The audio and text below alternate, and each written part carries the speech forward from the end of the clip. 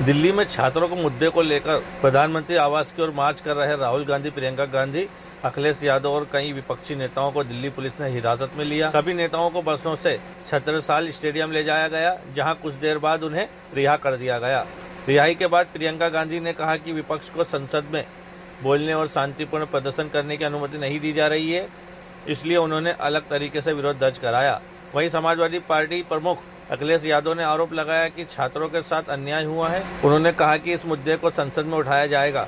कांग्रेस नेता गुलाम अहमद मीर ने भी सरकार पर छात्रों के खिलाफ बल प्रयोग का आरोप लगाते हुए कहा कि कांग्रेस डरने वाली नहीं है और अपनी लड़ाई जारी रखेगी। विपक्ष ने पूरे मामले को लोकतंत्र और छात्रों के अधिकारों से जुड़ा मुद्दा बताते हुए सरकार को घेरा।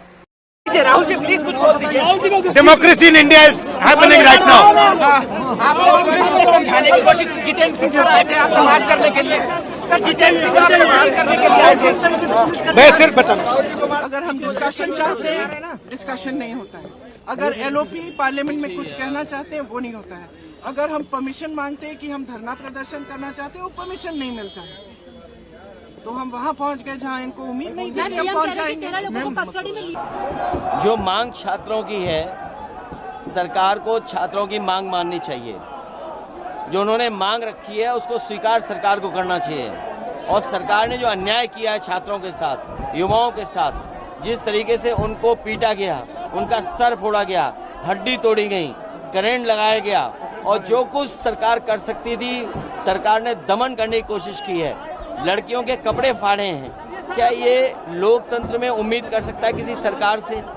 और जब शांतिपूर्ण आंदोलन और प्रदर्शन चला उस समय, इसलिए हमारी मांग है कि सरकार जो छात्र हैं, युवा हैं, उनकी मांगों को मान लें। कल भी यही मुद्दा आप लोग उठाएंगे? सदन में यही मुद्दा उठाएंगे। ये तो बदकिस्मती है और जमहूरियत का कत्ल है, क्योंकि जिस तरह से कल देश के युवाओं और छात्रों पर लाठियां बरसाई गई, गोलियां बरसाई गई और उसका डिबेट राहुल जी ने पार्लियामेंट में मांगा था, सरकार तैयार नहीं हुई। आज जब उन्होंने प्रोटेस्ट पीएम हाउस के सामने लगाया और एक भी कंडीशन देश के प्रधानमंत्री ने नहीं मानी, उसके उल्टा तमाम लोगों को ड्रैग करके जिस तरह से बसों में जख्मी करके खींच के लिया गया, तो इससे कांग्रेस डरेगी नहीं, कांग्रेस मजबूत भी होगी और हम ये लड़ाई लड़ेंगे भी।